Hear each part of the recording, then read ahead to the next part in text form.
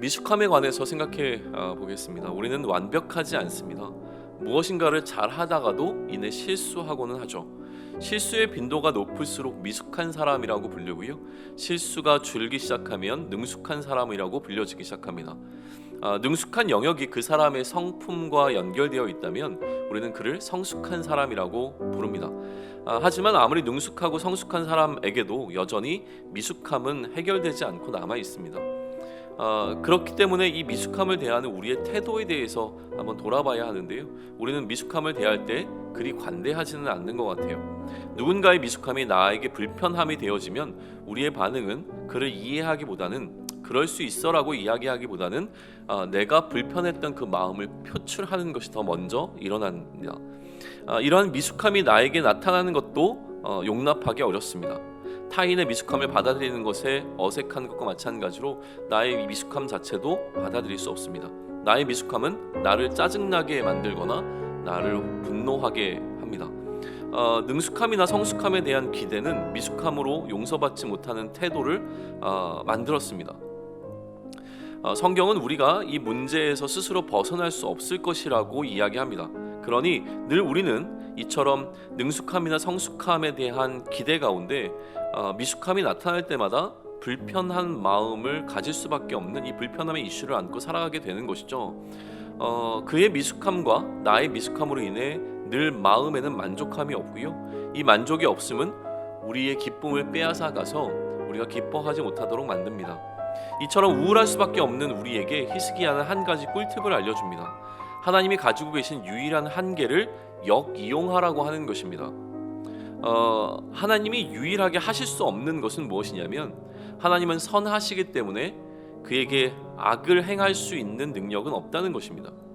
하나님은 사랑이시기에 사랑이 없는 일을 행하실 수는 없습니다. 그러니 무조건 하나님과의 관계를 회복하라라고 우리에게 조언해 줍니다. 하나님의 관계가 일단 회복되고 나면 우리는 여전히 미숙하고 여전히 연약하지만 그리고 내 힘으로는 이 미숙함과 연약함으로부터 벗어날 수 없지만 하나님과의 관계가 회복될 수 있다면 그 하나님께서는 은혜로우시고 자비하셔서 이런 나에게 그의 얼굴을 돌리지 아니하시고 나를 이 연약함으로 건져내기 위하여서 하나님께서 우리의 도움이 되실 것이라고 하는 것이죠. 나의 미숙함을 유일하게 품어주실 수 있는 존재는 바로 하나님이시기에 그 하나님께 나아가라고 우리에게 권면하고 있는 것입니다. 나조차도 용납하지 못하는 나의 미숙함을 하나님께서는 아무 조건 없이 안아주십니다. 만족하지 못해 슬퍼하는 나의 마음을 부족하다고 책망하는 것이 아니라 아무도 채우지 못한 그 부족함을 기꺼이 채워주셔서 나를 충만케 하심으로 내가 기쁨 가운데 거할 수 있도록 해주시는 분이 바로 우리 하나님이라고 하는 사실입니다. 이것이 우리의 미숙함이 주는 슬픔을 해결할 수 있는 유일한 길입니다. 하나님께 돌아가는 것 말이죠.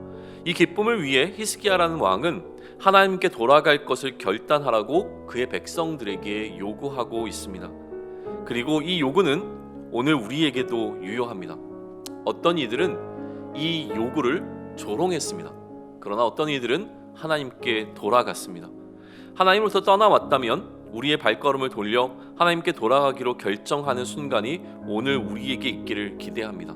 하나님께 돌아가라고 하는 이야기에 우리의 마음 가운데서 조롱함이 일어나는 것이 아니라 나조차도 받아들이지 못하는 나를 주저함 없이 안아주시는 그 하나님의 용납, 그것을 기대하며 오늘 우리의 삶 가운데 하나님께 돌아가고자 하는 결단이 있기를 소망하고요.